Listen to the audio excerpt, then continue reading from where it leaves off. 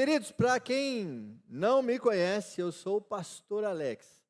Eu sou pastor dessa igreja aqui, formado por essa igreja, crescendo em graça com os irmãos que muito têm cuidado da minha família, que hoje não está aqui. É a primeira vez que eu tenho essa experiência de estar pregando e a minha esposa e minha filha não estarem. Então, mas é por uma boa causa. Elas estão no acampamento, é o primeiro acampamento da minha filha. Acredito que muitos filhos de vocês estejam lá também, e eu tenho certeza que vocês serão ricamente abençoados quando a volta deles, cheios do Espírito Santo, para encher a casa de vocês, a escola, a sociedade, o bairro, da poderosa presença do Senhor. A minha esposa, ela foi, eu preciso deixar isso muito bem claro. A minha esposa, ela foi no acampamento para trabalhar, tá bom? Ela foi só para trabalhar. Ela está lá, quietinha, servindo. E a Alice está participando do acampamento. Depois eu vou saber da Alice se deu certo essa experiência, viu, João? Quero ouvir dela depois. Falei, ei, sua mãe deixou você viver as dores de um acampamento? O peso da palavra.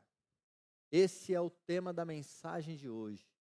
O peso da palavra. Eu quero provocar os irmãos para que durante toda esta mensagem você revisite essa pergunta no seu coração: qual é o peso da minha palavra?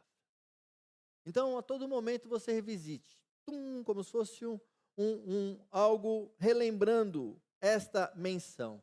Qual é o peso da minha palavra? E com base nisso nós vamos conversar um pouco e refletir à luz da palavra sobre esse tema. O texto que nós vamos conversar está em Mateus capítulo 26, nós vamos ler o verso 35, a parte A, e depois saltaremos para 69 e 75, o que eu peço para que vocês abram aí a sua Bíblia, mas caso você não esteja com ela aí, não tem problema, porque o texto aparecerá aí na sua tela e você pode acompanhar junto comigo.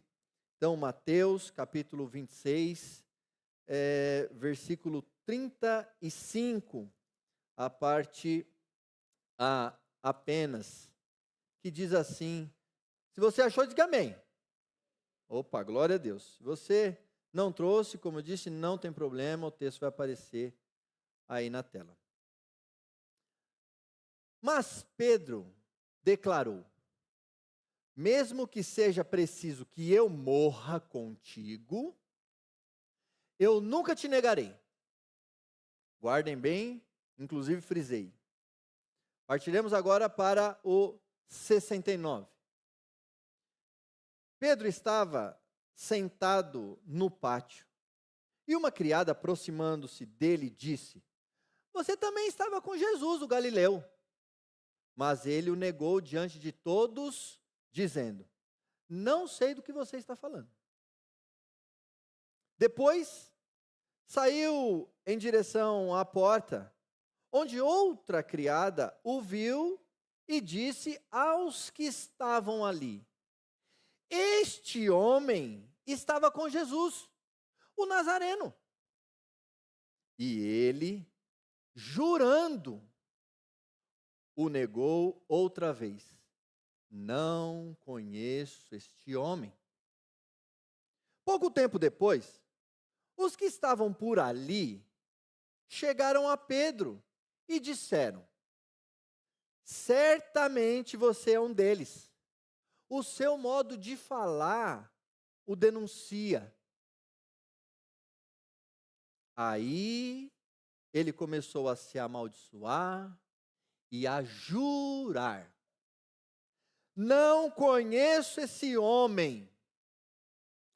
Imediatamente um galo cantou. Então Pedro se lembrou da palavra que Jesus tinha dito: antes que o galo cante, você me negará 3 vezes. E saindo dali, chorou amargamente. Feche seus olhos, vamos orar.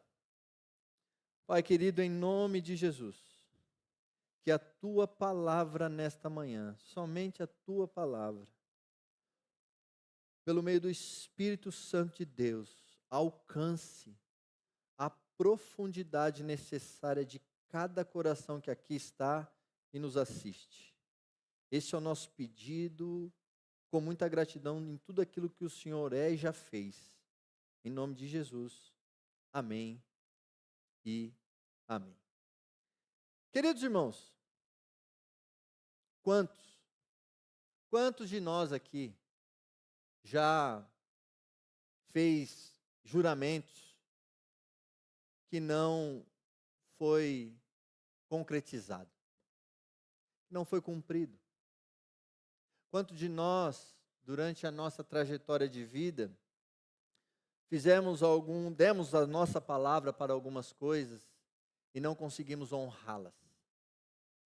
Talvez quando criança, e aqui com certeza isso aconteceu na vida da sua, assim como aconteceu na minha,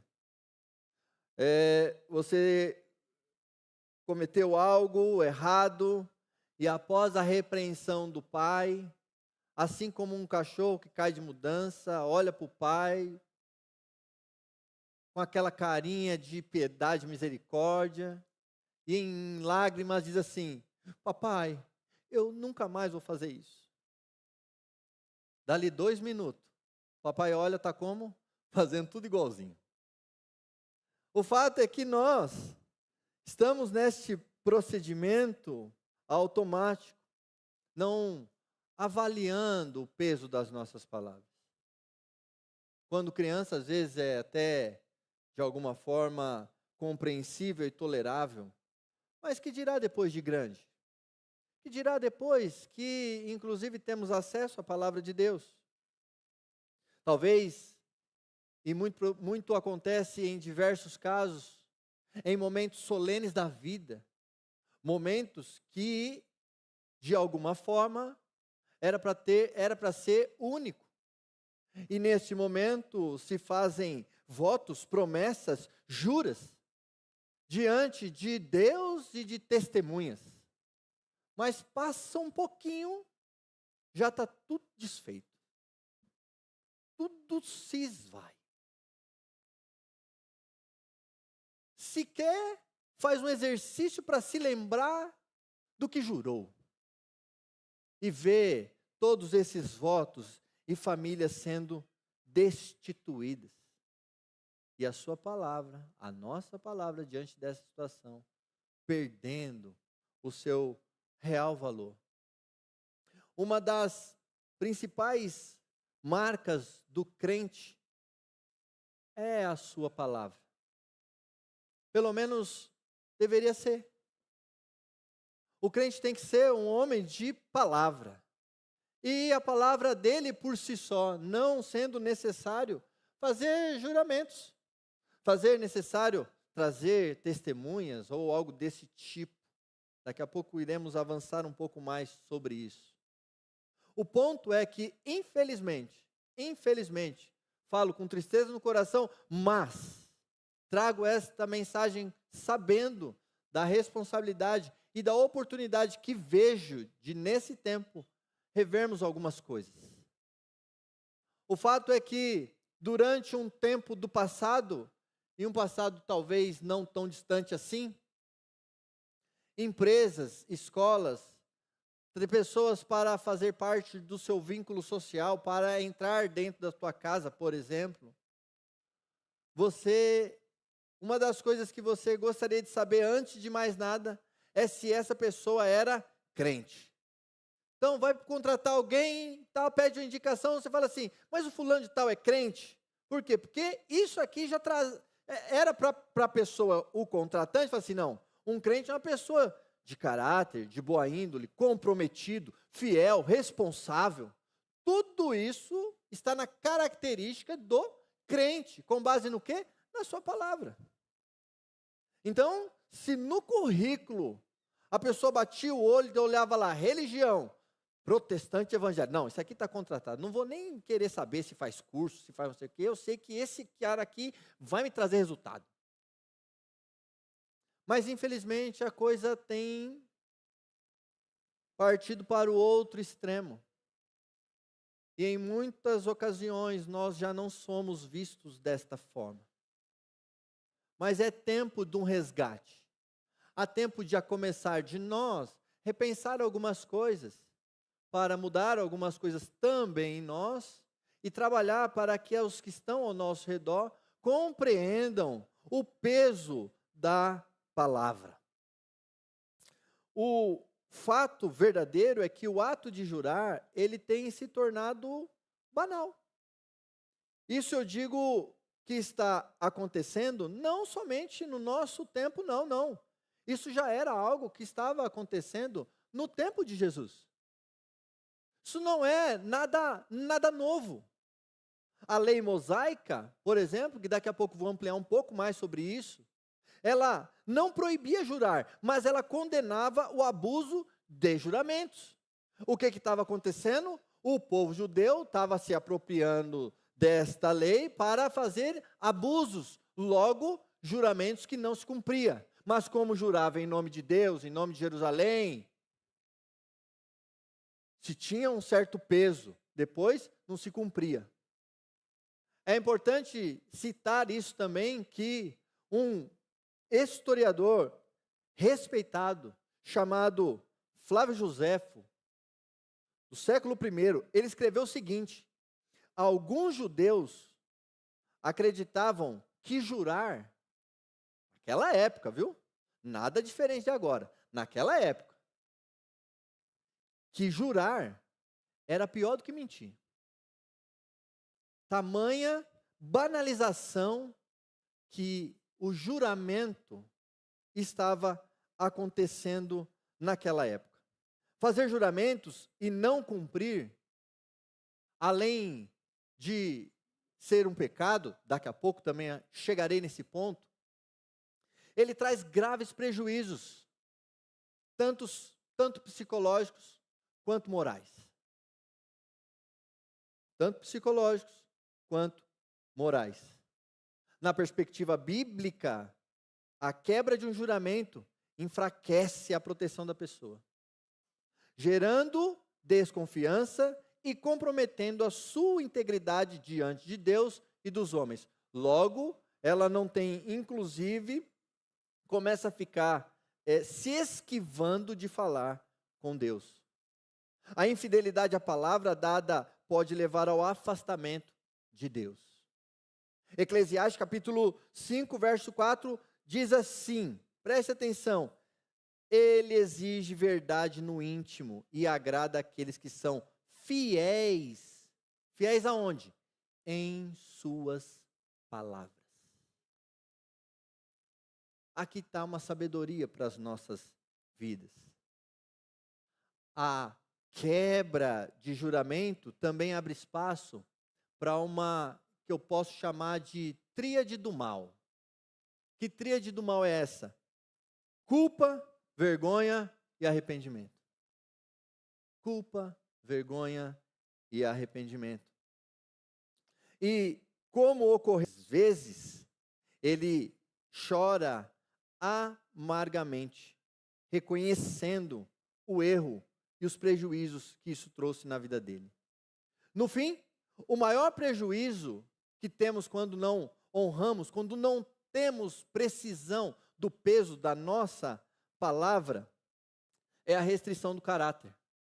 Pois quem não honra a sua própria palavra se distancia do padrão de justiça e verdade estabelecida por Deus. Na tradição judaica, bíblica, na tradição bíblica, jurar significa comprometimento e fidelidade. Antigamente, porque até isso hoje em dia não tem se ouvido muito, mas se dizia que alguns negócios eram realizados no fio do bigode. Antigamente era assim. Não precisava levar, não, vamos no cartório, não, aqui o negócio é no fio do bigode. Aqui eu estou dando a minha palavra, e a minha palavra é o que vale e tal, e não precisa assinar nada, não precisa de testemunho e tal. porque representava integridade, caráter, lealdade, respeito. Hoje nem isso está se usando mais. Só que interessante, eu fui dar uma pesquisadinha de onde vem esse tal fio do bigode, pensei que era algo do interior aí e tal. Mas eu descobri que ela tem uma origem da Germânia, que significa, que a palavra é Beigot, e que significa por Deus. Então logo o fio do bigode nada mais é que um juramento. E juramento que até nessa informação hoje em dia está sendo muito violado. Agora, dito esta introdução importante, para entendermos, e lembra da provocação que eu fiz inicialmente, para que vocês vão, durante toda essa ministração, visitando o coração de vocês sobre o peso das suas palavras. Entrando diretamente sobre a exposição do texto que lemos, o Evangelho de Mateus, ele foi escrito quase que certamente para cristãos judeus. Por que que eu trouxe essa informação que julgo importante? Porque era um povo que conhecia do Pentateuco, da Torá. Era um povo que conhecia, que respeitava as leis, tentava pelo menos obedecer às leis. Lembrando que eram leis muito duras, pesadas. Não sei se você sabe, mas ao todo, 613 leis. Pesada para o povo. Para quê? Para que o povo andasse em obediência. E ainda assim, o que o povo fazia? Dava o que eu posso trazer aqui para o nosso lado ocidental, em algumas leis, um jeitinho brasileiro. Por quê? Porque era muita coisa. Os mestres da lei, os fariseus, os saduceus, fingiam alguma coisa ali e tal, mas ainda assim, nem eles sequer cumpriam à risca toda a lei. Pesada, difícil demais. O Evangelho de Mateus apresenta o rei messiânico que viria. E aí Jesus vem. Jesus vem, o rei prometido. E aí nós temos em Mateus capítulo 5, que a grande maioria de vocês conhece, o Sermão da Montanha, que nada mais é que uma ampliação, não reduzindo na questão de tamanho, mas trazendo um resumo para aperfeiçoação e aplicação da vida dos crentes, todas as leis, e ensinando eles como de fato o rei e o reino precisa se comportar diante da sociedade. Então, olha, tem todas essas leis aqui, mas eu estou trazendo aqui, bem-aventurado isso, bem-aventurado aquilo, e aí ele continua dando algumas sequências com base na lei, mostrando para eles como eles devem viver. Tire o peso da lei, que por sinal vocês não estão aguentando. Eu vim, Deus encarnado, me coloquei aqui como Deus homem, para ensinar vocês, para caminhar para vocês, e como homem, mostrar para vocês que isso é possível. E ele amplia todos esses pontos.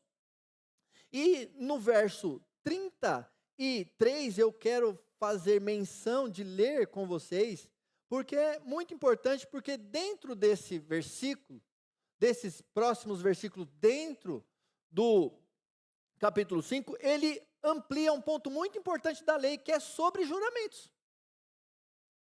Porque lembra o que disse da questão da fala do Flávio José? Falou, olha, nós estamos vivendo um momento aqui que jurar é pior que mentir.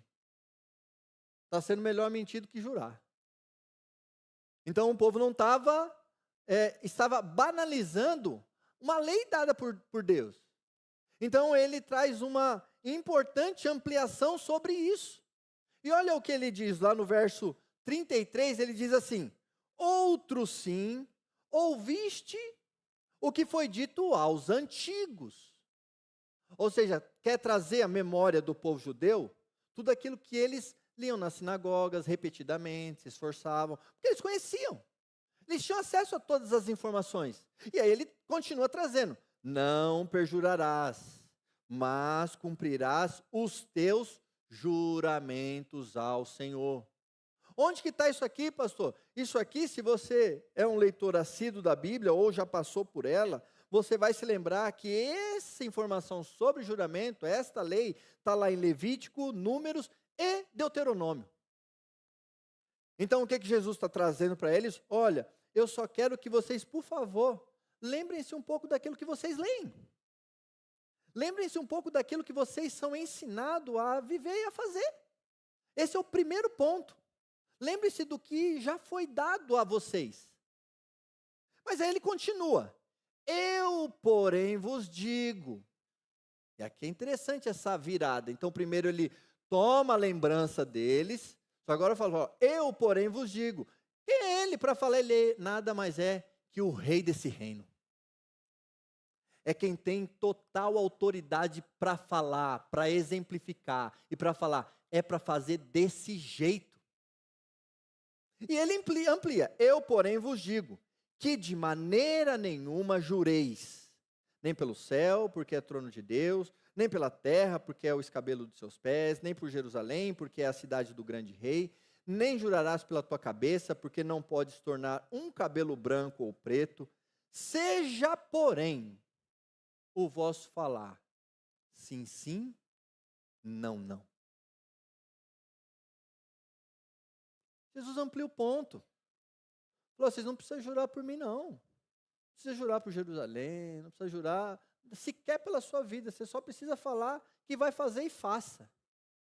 Só precisa falar que vai e vá. Você só precisa falar que não vai e não vá.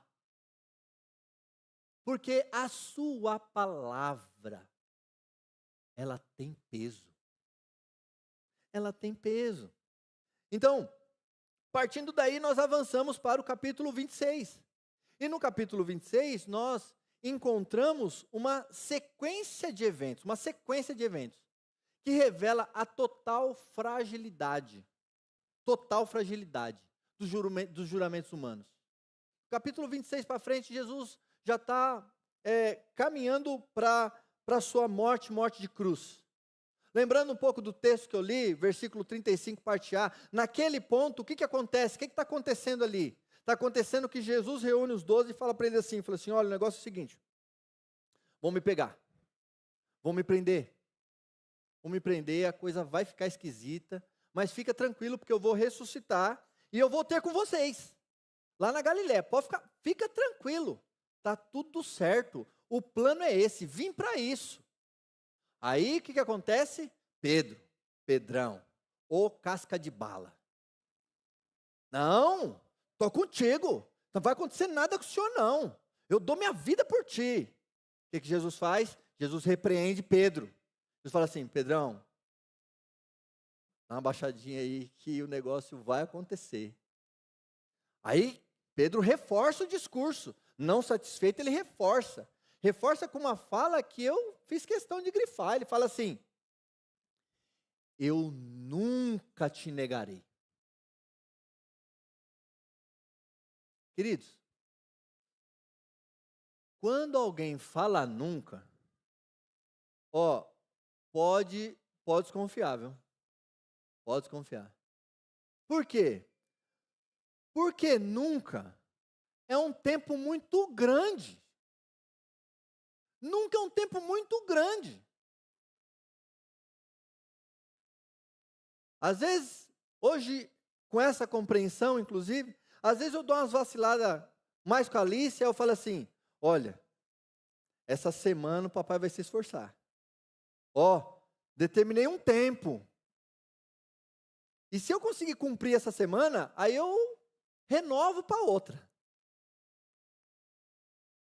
Mas eu não posso virar para ela e falar assim, filha, isso nunca mais vai acontecer.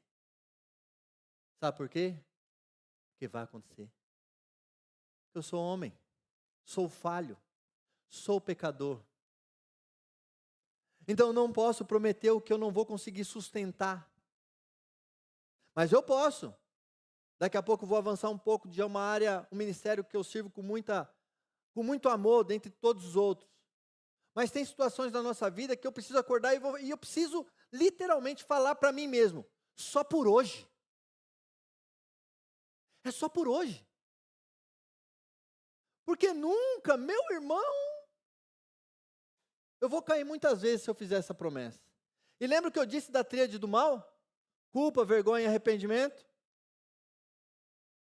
Daqui a pouco você começa assim, nossa, de novo, de novo, de novo.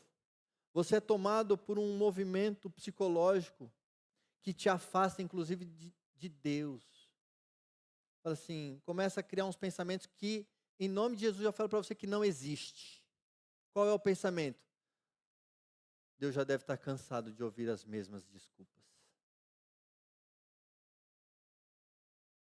Queridos, Deus não está cansado de ouvir as suas desculpas. E Ele, toda vez que você estiver com o coração totalmente inclinado e arrependido, Ele vai estar pronto para te acolher e te amar. E derramar graça na sua vida. Não deixe que isso entre no teu coração. Não deixe. Mas veja, se você puder evitar muitas coisas, evite. Então já sabe que nunca é um tempo muito grande. Agora veja, se Deus me permitir viver aos 90 anos, aí eu vou falar isso aí. Vou virar assim para a pessoa do meu lado. Eu nunca vou fazer mais essas besteiras aqui, viu? Porque pode ser que seja o último dia. Então tá perto ali, né?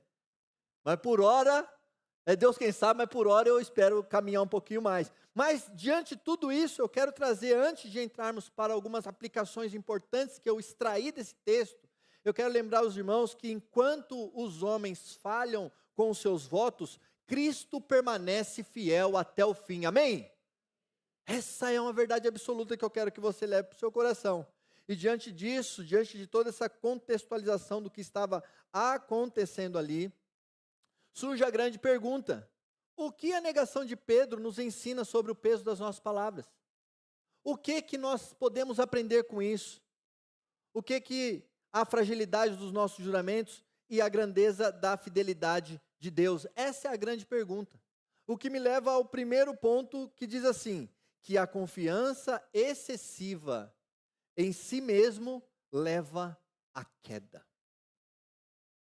Queridão, se você se julga o super-homem, ou você a Mulher Maravilha, não se esqueça que você é humano e você vai cair.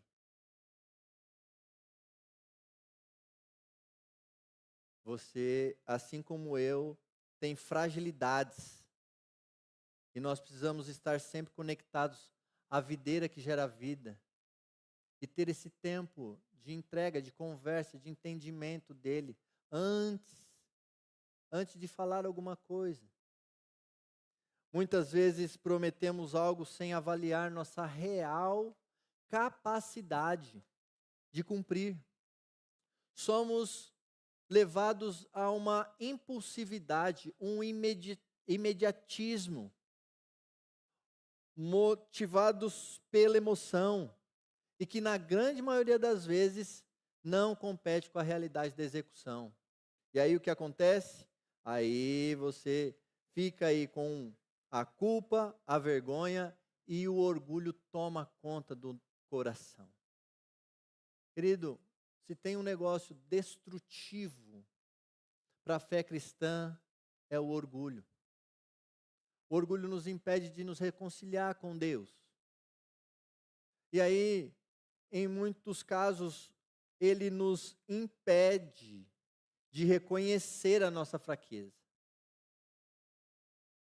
Defeitos e falhas. Não vou esconder, um amigo encontrei. Mas o orgulho faz isso, faz o oposto disso.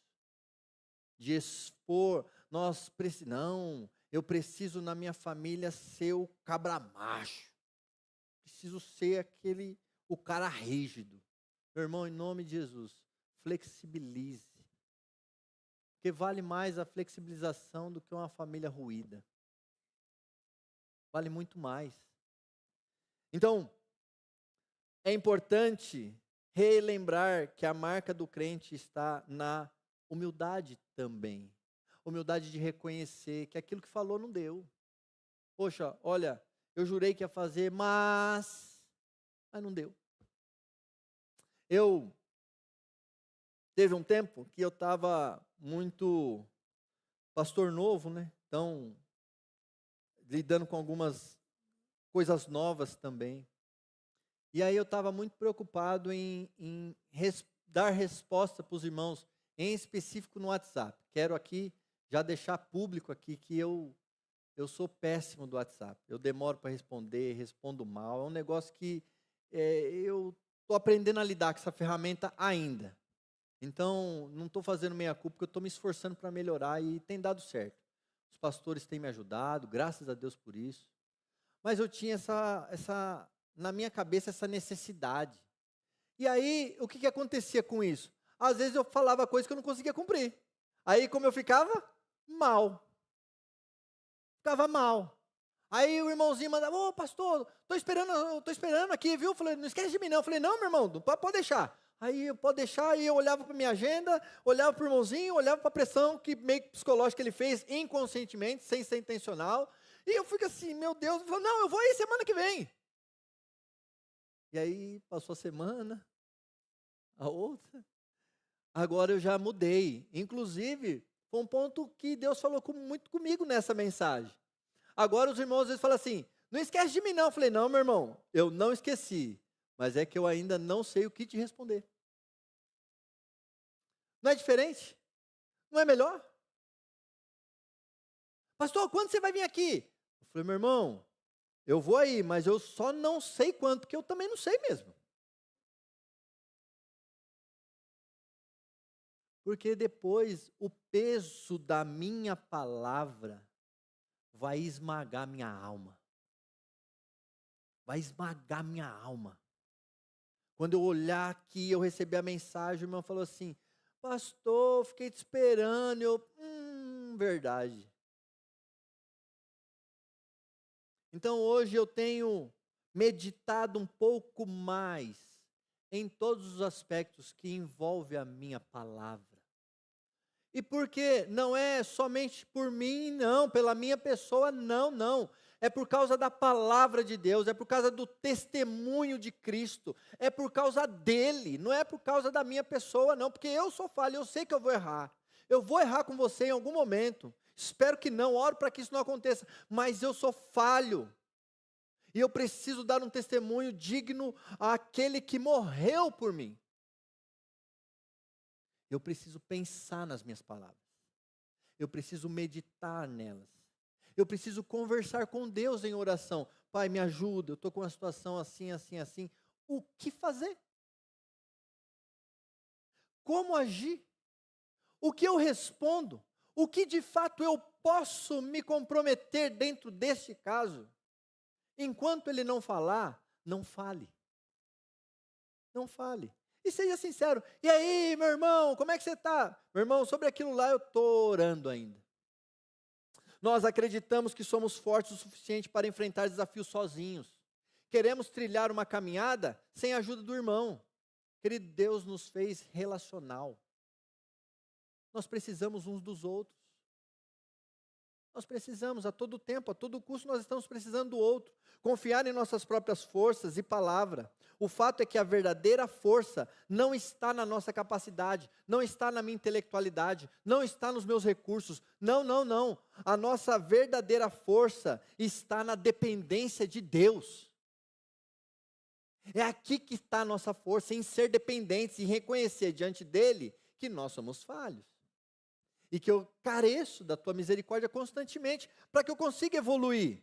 Como igreja, nós somos desafiados a abandonar o orgulho e a consideração da nossa necessidade constante da graça e a direção do Senhor.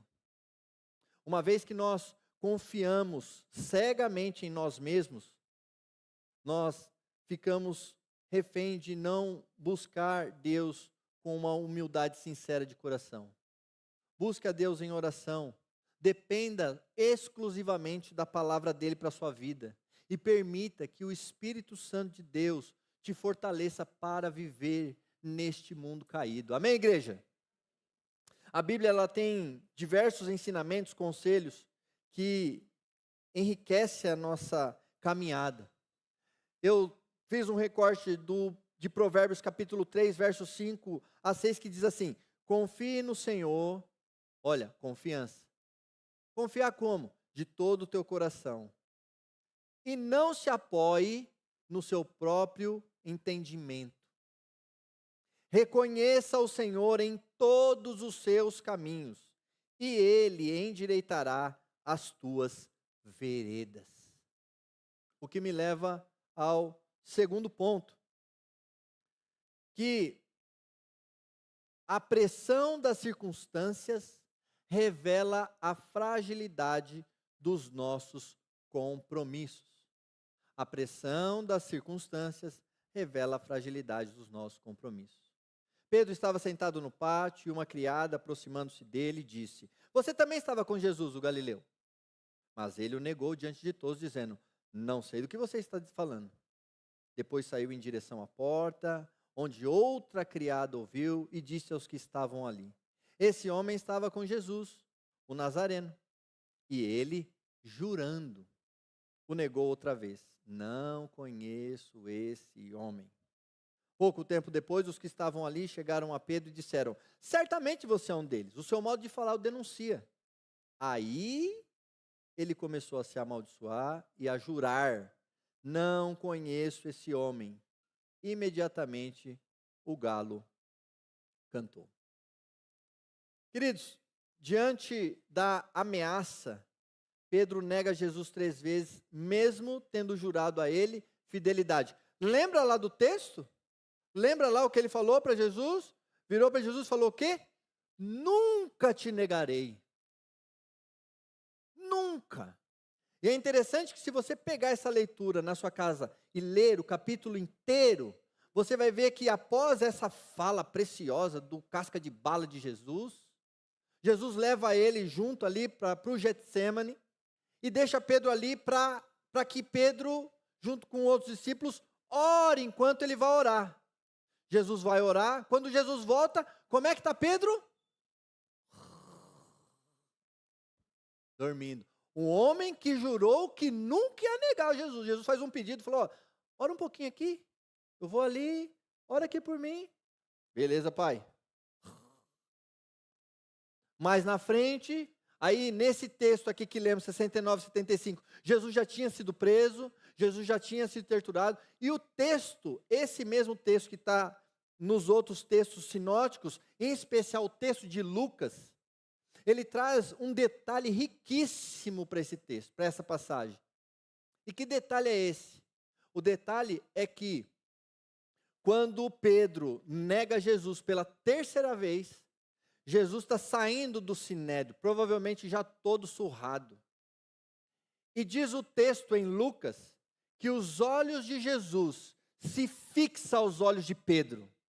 E aí, Pedro chora amargamente. Por quê? Porque Pedro se lembra da promessa que fez e não cumpriu. Se lembra do peso que existe na palavra e ele não sustentou. Se lembra que a vida inteira ele teve diante dessas questões de juramentos. Ele se lembra que Jesus o tinha repreendido. Pedro, Pedro, antes que o galo cantar, tu vai me negar 3 vezes. E aqui ele chora amargamente. O que esse choro, de alguma forma, também nos simboliza? Um arrependimento. Eu percebo e eu enxergo um olhar de Cristo nesse momento, um olhar de misericórdia. Tanto de misericórdia, que vocês vão se lembrar que em João, quando Jesus já ressurreto aparece, ele vai ter com quem? Com Pedro. Para quê? Para falar assim: Pedrão, está tudo certo entre nós. Vocês se lembram do texto? Vou lembrar um pouco vocês. É quando ele pergunta para Pedro 3 vezes: Pedro, tu me amas? Tu me amas? Porque da minha parte entre ti está tudo certo. Não tem mágoa, não tem nada. A propósito, te confiarei as minhas ovelhas. Precisamos de um coração firmado na verdade para manter o nosso compromisso com Deus e com os outros. Nós precisamos ter esse coração. As pressões da vida frequentemente expõem as nossas fragilidades. Quer ver algo para que às vezes talvez você possa pensar assim: rapaz, será que eu estou crente mesmo? Aí, cuidado com esse pensamento, porque logo vem uma aprovação. Então, vamos testar então? Porque se tem algo que revela um coração é provas, tribulações, tempestades, situações complexas. Porque é nesse momento que nós testemunhamos a quem servimos. Assim como Pedro prometeu lealdade a Jesus, mas fraquejou diante da adversidade, também podemos cair quando somos confrontados com aquilo que é inesperado. Por isso que precisamos pensar muitas coisas. Às vezes nós prometemos algumas coisas, não, eu juro, tá papá, de repente aconteceu um fato novo. E aí você quer endurecer o seu discurso para manter sua palavra, mas envergonha a palavra de Deus, e aí dá tudo errado. Não, um passinho para trás, lembrar tudo, falar, puxa, errei, pensei mal, calculei errado, vem cá, vamos conversar. A igreja ela é chamada, em vez de depender apenas da própria força, nós devemos firmar os nossos compromissos na dependência de Deus. O que isso significa? Cultivar uma vida de oração, fortalecimento da nossa fé, por meio da sua palavra, e buscar comunhão com os irmãos. Não pressione a nossa alma. Quando confiamos em Deus, nossas palavras e promessas deixam de ser frágeis e passam a refletir a fidelidade daquele que nunca falha. Quem nunca falha? Jesus Cristo. Ele, sim, é fiel para cumprir tudo aquilo que ele falou. O nosso Salvador. O que me leva ao último ponto, que o arrependimento é o caminho para fazer chover perdão e graça.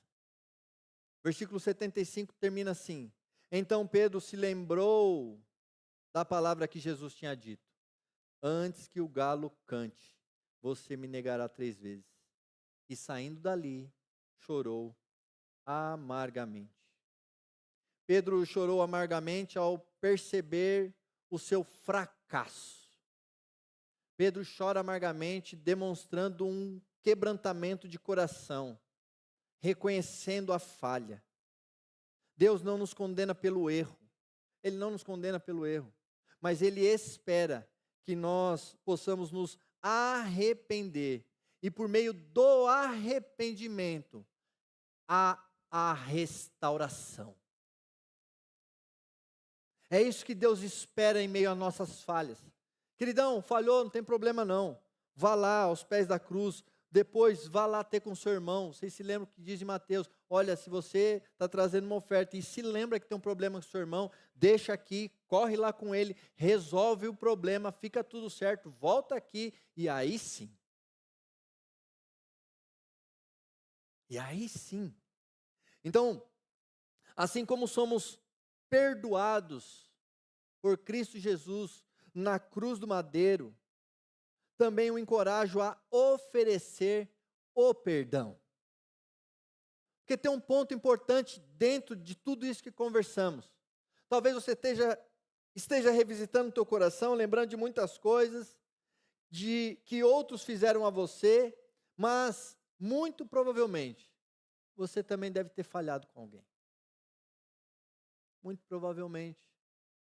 Muito provavelmente você está com uma resistência e fala assim: não, porque nessa situação eu tenho razão. Queridos, entre a razão e a unidade, eu prefiro a unidade. Entre a razão e o amor e a paz, eu fico com o amor e com a paz. Saber que perdoar e liberar um perdão e pedir um perdão vai alcançar restauração, eu prefiro por esse caminho. Mas nem sempre foi assim. Daqui a pouco falo um pouco. Pedro negou a Jesus 3 vezes, quebrando sua própria promessa de fidelidade. Apesar das nossas falhas, há graça e perdão em Cristo Jesus. Ele não somente perdoou, mas o restaurou e confiou-lhe novamente uma missão. Então, depois de tudo isso, o que Pedro faz? Pedro larga tudo e volta a pescar. É como se para Pedro tivesse assim: não, esse negócio aí não deu nada certo, e eu dei mancada, falei, não cumpri, eu me atrapalhei tudo e tal. Aí de repente, como prometido, eu vou voltar, viu? Vou voltar e eu vou ter com vocês. Então está lá Jesus. Jesus, os elementos vocês conhecem, uma fogueira, um peixinho e tal. Aí Pedro se aproxima, Pedro apavoradão já logo dá um pulo do barco. E aí Jesus restaura Pedro. Restaura Pedro e confia a ele uma grande missão. Esse exemplo nos ensina que o perdão não é apenas um presente divino que recebemos, mas também um compromisso que devemos praticar. É um compromisso. Muitas vezes ficamos decepcionados com pessoas que não cumprem o que dizem, mas se queremos experimentar a verdadeira graça do nosso Senhor Jesus Cristo, também precisamos oferecer aos outros perdão. Perdoar aqueles que falham com sua palavra não significa ignorar os erros. Não significa isso. Definitivamente não é, mas reconhece que todos nós somos suscetíveis a fraquezas. É isso que representa. É isso que identifica. Poxa, o fulano prometeu para mim e não fez. Mas beleza, ele erra como eu erro.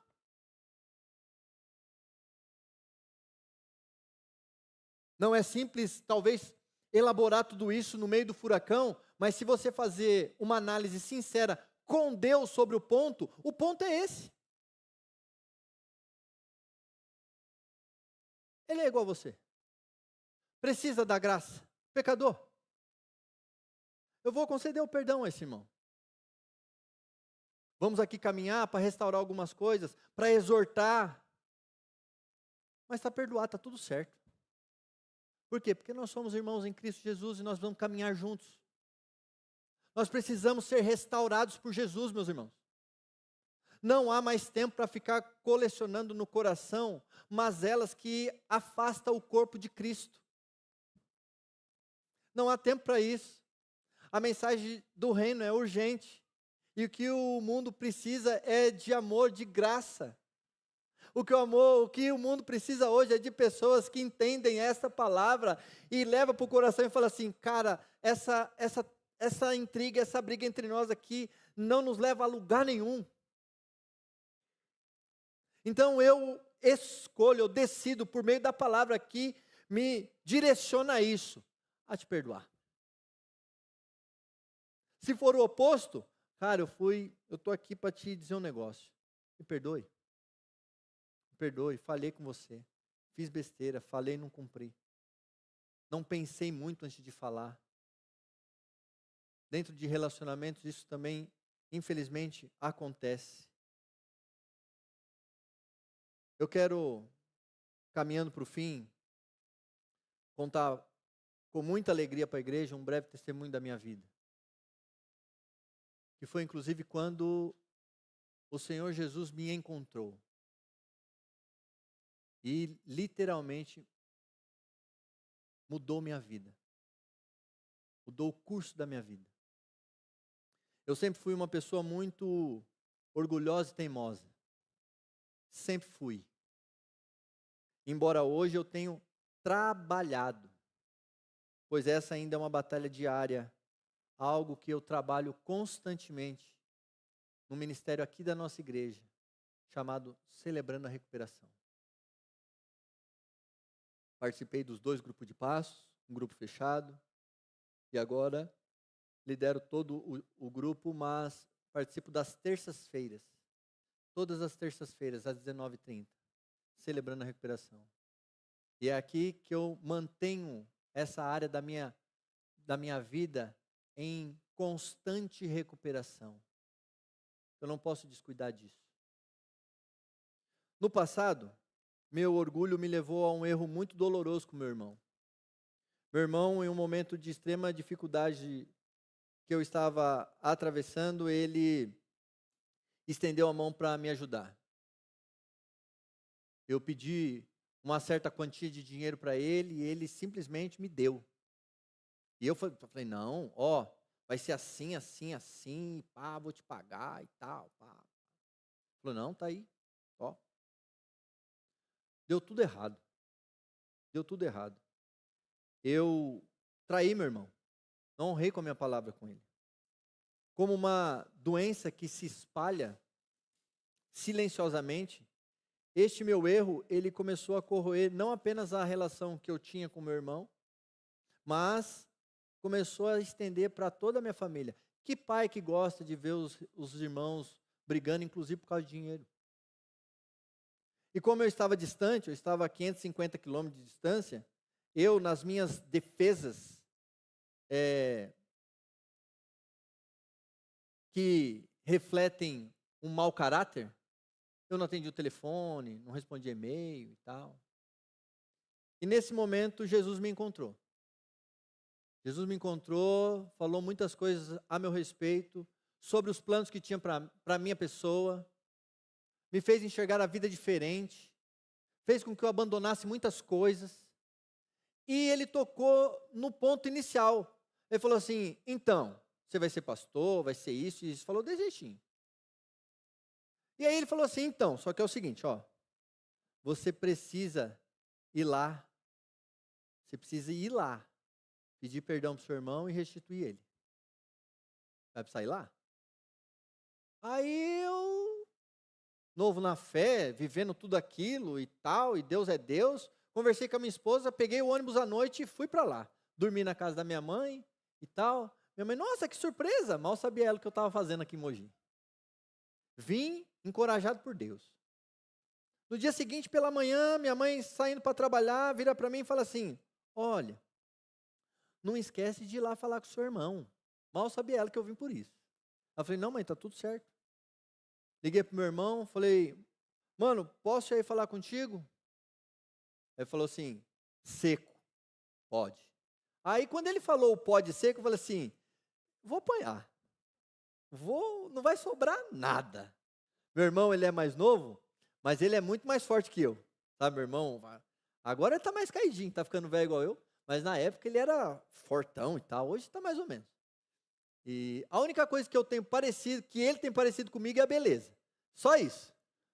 Mais força era o Golias e Davi. E aí quando ele falou pode, eu falei assim: Jesus, sei lá como é que vai ser esse negócio aí, mas bora. Já fui com a minha malinha, porque de lá eu ia ter que ir embora, porque senão eu ia perder o ônibus. Aí eu cheguei lá, ele me recebeu, senta aí e tal. Aí eu já sentei e falei: tô aqui só para te pedir perdão. Meu irmão desabafou comigo. Falou tudo que estava engasgado na vida dele. Tudo, tudo, tudo. Eu, sentado de cabeça baixa, só orando a Deus. Falei que ele não parta para cima, porque senão não vai sobrar nada de mim. Ele terminou de falar, eu levantei e mais uma vez olhei no olho dele e falei assim: me perdoa. Me perdoa. Tracei um plano, ofereci para ele. Ele ainda duvidou, com razão. Entrei no ônibus e vim embora. No ônibus eu fiquei com esse negócio na cabeça. Falei assim: rapaz, será que meu irmão me perdoou? E eu fiquei durante muito tempo com esse negócio na minha cabeça, sabe? E eu estava a 550 quilômetros de Mogi das Cruzes. E no ano seguinte foi meu aniversário. Eu morava num lugar que eu já estava com a Mara, mas dos meus familiares mesmo não tinha ninguém. E como é longe, é caro e tal. Eu estava ali, mas estava tranquilo e tal. E com essa pergunta no meu coração: será que meu irmão de fato me perdoou? E aí no meu aniversário aparece em casa meu pai e meu irmão. E aí quando eu vi eles chegando, eu falei assim, no meu coração, falei assim: poxa Deus, não precisava responder desse jeito, né? Passamos o aniversário juntos. E aí eu entendi que o Senhor tinha restaurado a nossa família. Eu entendi que ao liberar aquele perdão, tanto na minha vida, quanto na vida dele, quanto na vida da nossa família, foi algo libertador, restaurador, transformador. Meu irmão, ele é o meu melhor amigo. Ele é o mais novo que eu, mas ele é o meu melhor amigo. É um cara que eu amo, admiro ele de paixão. É um cara que a minha filha ama. No aniversário seguinte, no ano seguinte, ele foi até essa cidade só para passar o aniversário da minha filha. Falei, o que você está fazendo aqui? Falei, vim para o aniversário da Alice. Isso é o que um arrependimento genuíno permite que a graça alcance e traz restauração. Esse é o poder desse Deus que nós servimos. Um Deus que está a todo tempo esperando, meus irmãos, que o nosso coração não se endureça diante da palavra dEle. Não vale a pena. Não vale a pena. O que vale a pena é olhar para a cruz e entender que ela está vazia e que Cristo, de lá de cima, está falando assim, está perdoado, meu irmão, perdoa o teu irmão e segue. E vai embora. E vai embora. O que a perícope que lemos e essa história que contei e me ensinou é que quando Deus nos manda consertar algo, Ele mesmo nos dá força e abre o caminho para que entre a restauração. Ele é dono de tudo, meus irmãos. Eu estava todo preocupado, será que meu irmão vai acabar com a minha vida? Não, já estava tudo certo. Eu só precisava entrar no campo da ação, acreditar, confiar e agir, e ir, e olhar e falar assim, eu errei com tudo, mas eu estou aqui pedindo perdão para você. E estou aqui porque eu entendi da parte de Deus que Ele me amou de uma forma tão profunda que morreu por mim e me perdoou naquela cruz. E é por causa disso que eu não tenho direito nenhum de não lhe pedir perdão e sequer perdoar alguém quando me pede. Esses 3 pontos não apenas revelam como a negação de Pedro expõe a fragilidade humana diante de seus próprios juramentos, mas destacam a possibilidade de redenção e a necessidade de depender de Deus. Diferente de Pedro, Jesus cumpriu tudo o que disse, porque Ele é Deus, Sua palavra ela é infalível, Seu amor é leal, e esse amor foi demonstrado na cruz, onde apesar da traição e da negação, Ele encontrou fiel até o fim. Até o fim. E o resultado desse amor inabalável é a nossa salvação, mostrando que mesmo quando falhamos, o arrependimento genuíno nos conduz à restauração e à graça do nosso poderoso Jesus Cristo para oferecer as nossas vidas. Para a reflexão durante essa semana, para aqueles que participam de conexão, então vai ser uma bênção. Quando a verdade se torna a base do nosso caráter, centrado no reino, a nossa fala inspira confiança naturalmente. Pois aqueles ao nosso redor saberão que o peso de nossas palavras reflete exatamente quem nós somos, pautados em Cristo Jesus. Queridos irmãos, se você nesta manhã entendeu da parte de Deus que é tempo de um recomeço, e quer somar conosco nesta igreja, fazer parte desse corpo e juntos adorar esse Deus, tem um cartão aí à sua frente, pegue aí, preenche e deixa ali atrás com o pessoal do time do Start. Se você decidiu por se batizar, é tempo de entregar a vida a Jesus, entregar e publicar e declarar publicamente a nossa fé a Ele, a nossa fidelidade a Ele. Também é o mesmo cartão.